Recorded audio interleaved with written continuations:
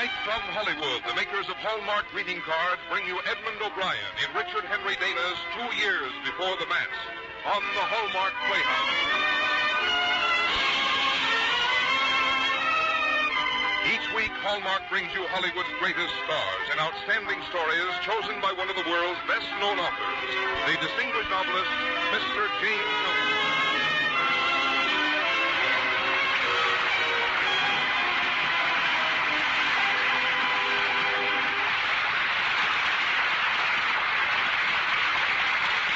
Good evening, ladies and gentlemen. This is James Hilton. Tonight on our Hallmark Playhouse, we present our dramatization of Richard Henry Dana's 2 Years Before the Mast, an American classic. Published just over a century ago when its author was only 25 years old, it captured the hearts of the reading public in the days when California was still a province of Mexico, and when the few Americans who went there usually chose the long and hazardous journey by sailing ship round Cape Horn. This trip Dana made, and the result was his great book. A few years later, it became a tremendous success when the gold rush made everyone anxious to find out what sort of a place California really was.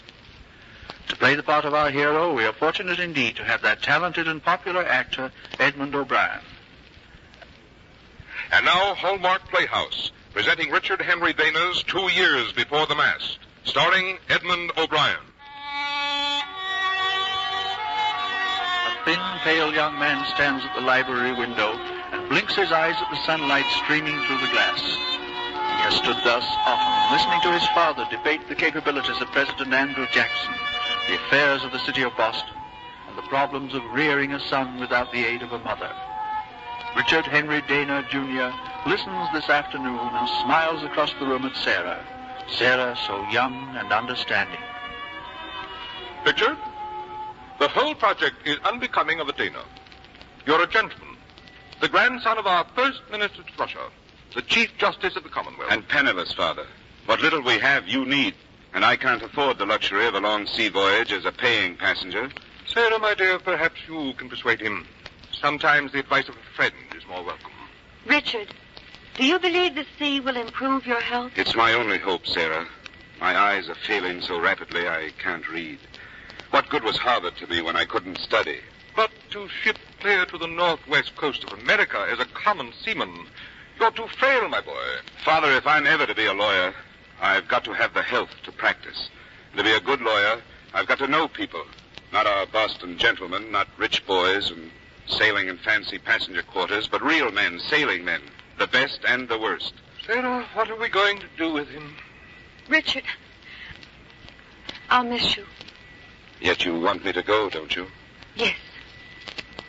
It's going to be a long time. A year, perhaps a year and a half. You'll write to us? From every port between here and California. I'm going to keep a journal, too, and I'll let you read it when I get back. That is, if you're still interested. I'll be interested, Richard. Always.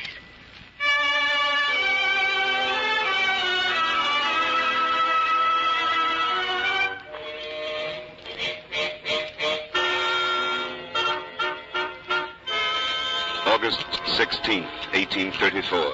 The brig Pilgrim, Captain Thompson commanding, is now at sea. I came aboard dressed in the checked shirt, the duck trousers, and varnished black hat of the seasoned sailor. But I found it takes more than correct costume to fool a real seaman. Hey, lads, look at those softy white hands and the dancing school way he walks. Boys, we've got a gentleman in the forecastle. I laughed with them, and by the time we had dropped down Boston Bay, we were all friends. This evening, the crew was called aft, and Captain Thompson surveyed us, cigar in mouth.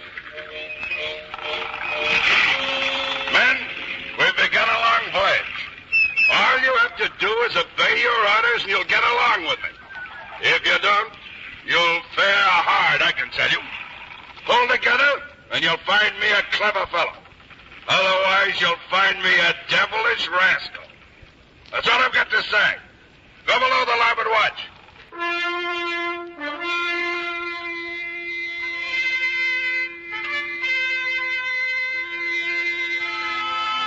I was in the starboard watch, so I remained on deck. The night was clear and moonlit. There was no sound except the creaking of the rigging and the swash of the sea.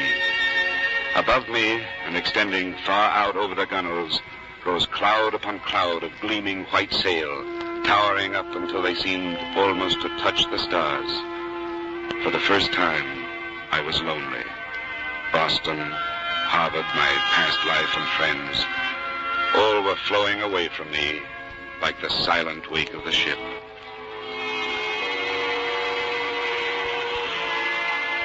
Shortly before my watch ended, the moon went behind the clouds, the wind freshened, and long, heavy swells began to roll under the bows. I felt them very definitely in my stomach. Mr. Hammerstein! Yes, sir. All down and clew up the royals. Flying, jib, and steady. Go ahead, men. Lay along. What the orders meant, I didn't know, but I sprang into the rigging with the others. Up and up and up. Finally, I turned and looked down. The deck was 100 feet below, a tiny thing, which one moment swung below me, and the next moment there was only black water. I crawled out onto one of the yards where Sam was pulling in sail. Just as I reached him, I slipped and plunged head forward. No, you don't. You ain't going below yet. One huge hand had me by the collar and was dragging me back onto the yard. What's the matter, mate? Seasick. You'll get over it. Sam, you saved my life. A word of advice, mate. Don't let the boys hear you say that. You're Jack Carr now. No thankies and no shivering in your boots. Whatever happens, we make it a big joke. Yes, I understand. Then get in sail.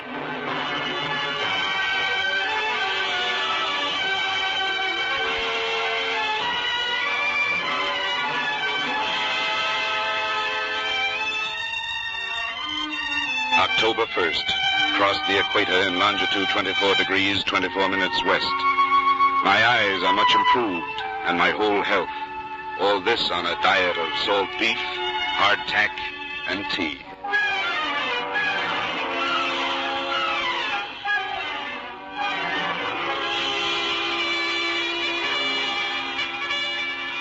November 17th, another storm. Awakened from sleep by the cry most dreaded at sea. Man overboard! It was George Balmer, the happy-go-lucky English boy. We lowered the quarter boat and searched for an hour, though we knew it was hopeless. No talking or smiling in the forecastle tonight.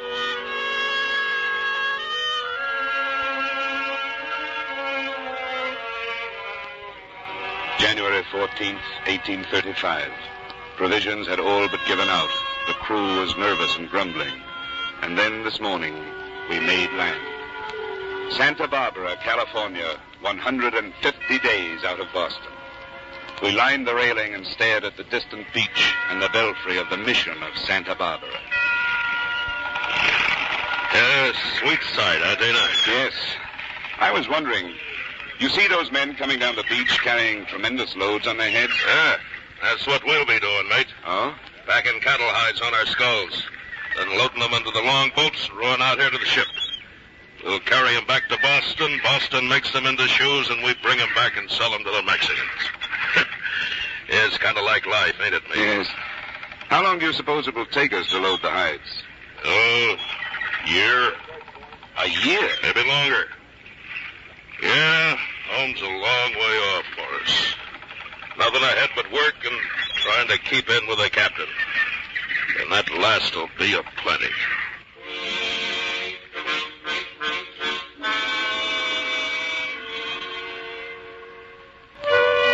March 11th. After touching at Santa Barbara, we sailed north to Monterey, the headquarters of the Governor General. Here, the Mexican customs officers came aboard and inspected the cargo which we had brought to sell. And sell we did. Then began our loading of the hides and the trouble with the captain. First, he denied us our Sunday day of rest. Then one wet evening, he called the crew on deck to stand about all night in the rain, simply to watch it rain, as he put it. This morning, I was standing by the main hatchway. I heard the sound of blows behind me. Then the captain shouting at Sam. Well, then, will you ever give me any more of your jaw? I never gave you any, sir. You come aft with me. But Captain Thompson... You take orders from me or by heaven I'll flog you. I'm no slave, sir. Then I'll make you one. Mr. Hammerstein? Yes, sir. Seize up that man. Make a spread eagle of him. Yes, I'll teach you all who is master aboard.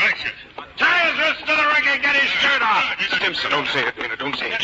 But we can't let a man be flogged. If we speak up, it's mutiny. If we stop him, it's piracy. Either way, the old man's got us. And if we do nothing, he's still got us. That's life at sea, mate. There's no law but the captain. Now, Mr. Amazon, that rope, if you please. Yes, sir.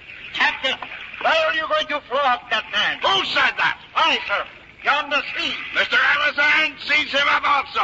Stimson, these are men, not animals. Human beings made in God's own Keep likeness. quiet, you fool, or you'll be next. There. Will you ever give me any more of your jaw? And now you, Swede. Sir, have I ever refused my duty? Have I ever been insolent? No, it's not that I flog you for. I'll tell you what for. It's because I like to do it. It suits me, yes. I like to do it. Now, look at them, all of you. You see where I've got every last man of you? You didn't know what I was. Now you know. I'm a slave driver. A flogging slave driver. Mr. Amazon, cut them down. Aye, aye, sir. I'm going ashore. And those two whimpering hounds are going to row me.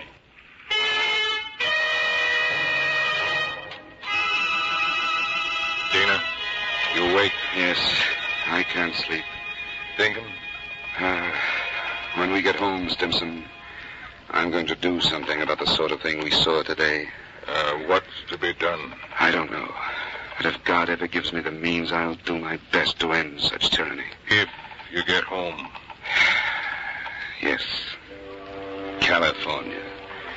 A corner of the world the Lord has forgotten and the devil wouldn't have. We're 16,000 watery miles from anybody or any law that can help us. But we've got to believe, Stimson. We've got to keep telling ourselves when we get home. When we get home. I'll get there, Stimson. I've got to.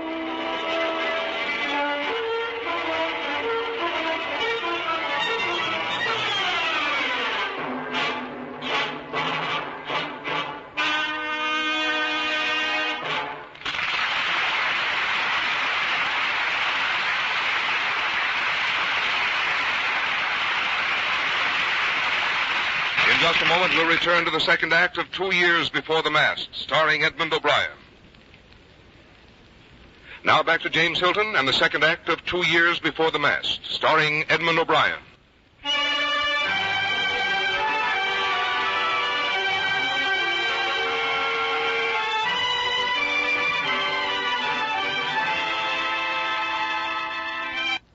Far off coast of California, the crew of the brig Pilgrim toiled through the months to collect a cargo of bullock hides. 1 year before, Richard Dana had shipped as a sickly young Boston gentleman with failing eyesight. Now he labored from dawn till dusk, curing hides on the beach, carrying them through the surf, rowing them to the ship, stowing them in the hold, and with it all still had the energy to make entries in his journal. July 8th, 1835. Today, another ship came to port, and with it, mail from Boston. As I devoured the lines written so many months ago by my father and by Sarah, I was swept with homesickness and a loathing of the monotony and tyranny of my present life. It was a feeling shared by others in the forecastle. Mates, make up your minds to this. We'll leave our bones drying on the beach of this blasted California. No, he says. We ain't got half a cargo of hides yet. We'll be rotting here for another 2 or 3 years, and with Captain Thompson to ride over us. He won't ride over me. I'm being transferred to the ship Alert. What? It came in today's mail. The company is sending me home by its next ship. The Alert, is it? Yes. We sail up the coast for more cargo, then put back here. After that, Cape Horn and home. Home. While the rest of us go on rotting here. And you figure to be free of the captain? I will be. You know what I heard the captain tell the mate on deck? They've got orders, too. Captain Thompson and Mr. Amazon are being transferred to the Alert.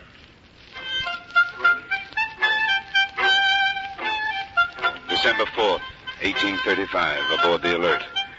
We coasted north from Santa Barbara, intending to take on more hides at Monterey. But meeting a storm, we were blown off course and have now put into the bay of San Francisco. The Mexicans have a garrison here, the Presidio, and at some distance is the Mission Dolores. The one other habitation at San Francisco is a board shanty built by a Yankee trader who deals with the Indians. A large number of deer abound on the hills. The bay itself is enormous, and there is an island of rock near its entrance called Alcatraz. April 15th, 1836. Southward again to San Diego, where we dropped anchor alongside the brig Pilgrim. I met my old friends Sam and John the Swede and Stimson. They are as happy to be free of Captain Thompson as I am unhappy to be still with him. This evening, that gentleman called me aft to his cabin. Dana, do you still expect to go home with me on the Alert? Why, certainly, sir. We were both transferred to the ship. Then you must get someone to stay in your place aboard the Pilgrim. Why, sir? Because I said so. Remember this, Dana. We're a long way from the United States. This is Mexico territory. There's no American consul for you to run to. No law except your captain.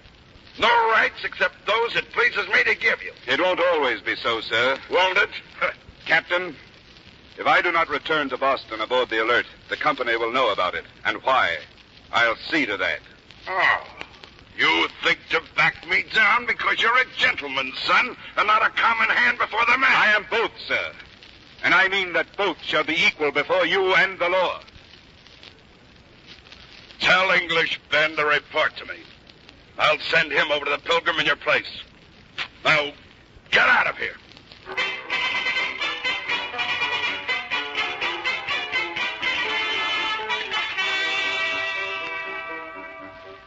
May 8th, 1836, our last day in California. At noon, all hands came above and stood about, waiting for the breeze to rise. The captain and the mate stationed themselves aft and stared to windward. The moment was almost here, for which I had waited 16 long months.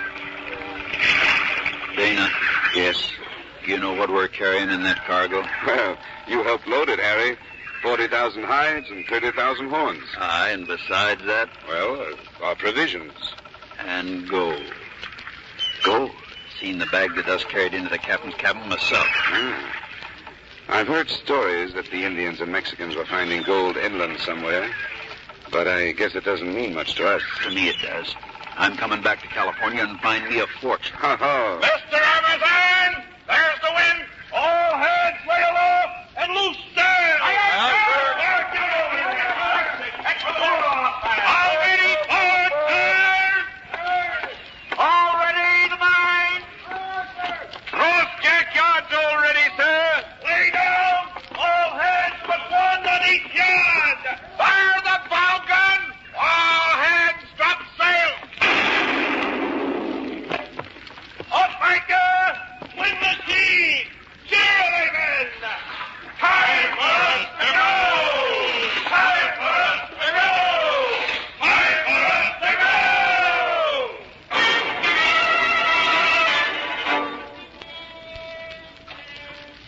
July 1st. We are now nearly up to Cape Horn. From captain down to cook, all are uneasy, for July is the worst month of the year to attempt Cape Horn. July 3rd. The sun rose at 9 and set at 3. 18 hours of darkness. Today, while I was standing my trick at the helm, I heard the lookout call from the rigging. Sail ho! Well away! Lodge on the weather bow, sir! Look again! That's no sail, it's an iceberg! July 4th. Independence Day in Boston. What firing of guns and ringing of bells there must be. A hot July sun and ice cream for all. But down here, only ice. Miles upon miles of field ice and towering icebergs that dwarf our ship into a child's toy.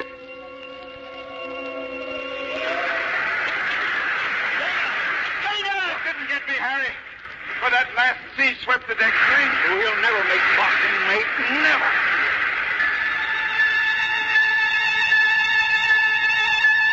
July 14th.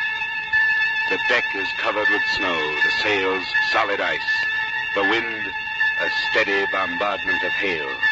The hull has sprung a leak in the forecastle. No dry berths for us, and no dry clothing for 2 weeks past. We've tried Cape Horn twice and failed.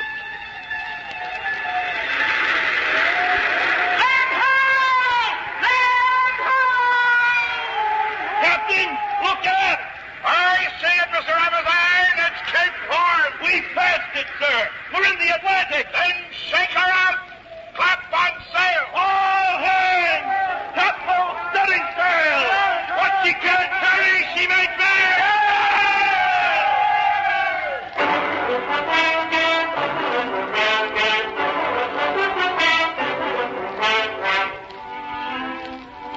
September 26, 1836. This evening, the ship Alert comes to Hull Wharf in Boston Harbor. So ends this journal and my 2 years before the mast.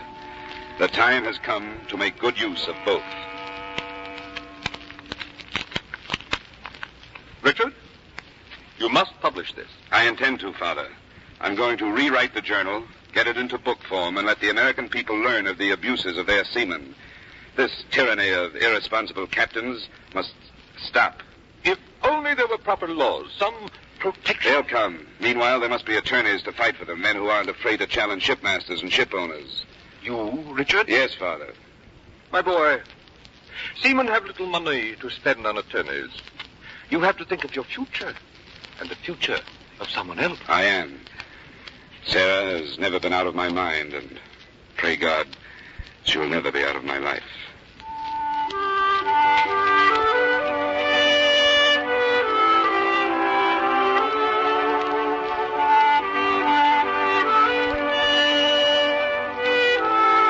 Richard Henry Dana, Jr., attorney at law.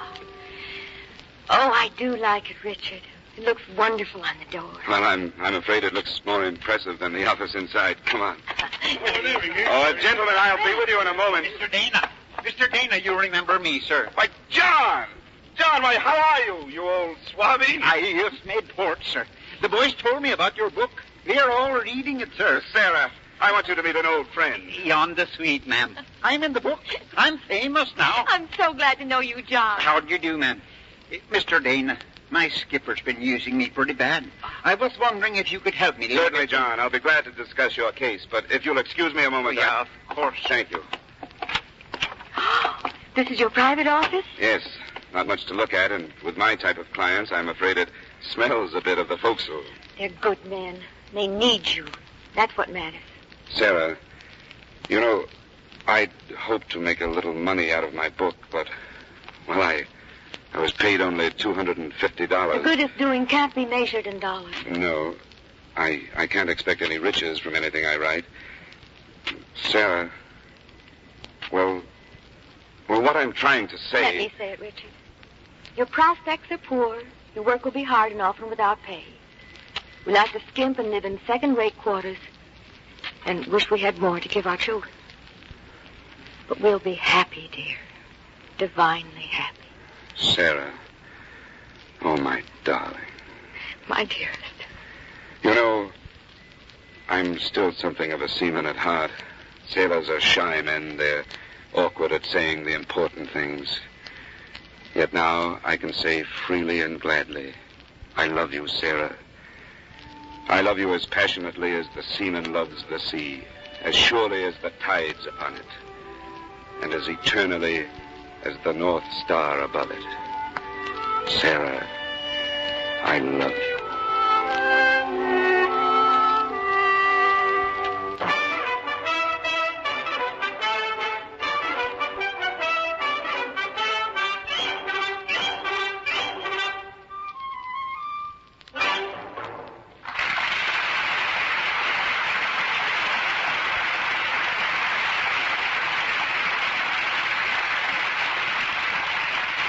O'Brien and James Hilton will return in a moment.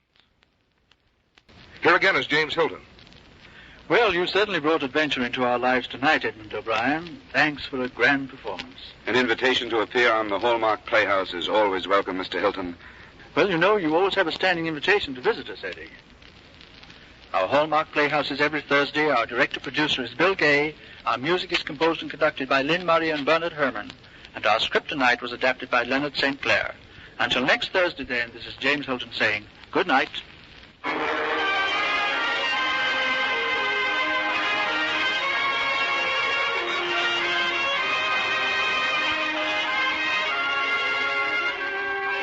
Hallmark cards that are sold only in stores that have been carefully selected to give you expert and friendly service. Remember, a Hallmark card when you care enough to send the very best. The role of Sarah Watson tonight was played by Lorene Tuttle, and Ted DeCorsia was Captain Thompson. Others in our cast were Parley Bear, Ted Osborne, Bill Conrad, and Peter Leeds. This is Frank Goss saying goodnight to you all until next week at the same time, when Hallmark Playhouse returns to present Sarah Churchill in Rumer Godden's A Breath of Air. And the week following, Gladys Hasty Carroll's A Man's Mother, starring Ethel Barrymore. And the week after that, Carl Van Doren's Benjamin Franklin, starring the other great Barrymore, Lionel, on the Hallmark Playhouse. This is CBS, the Columbia Broadcasting System.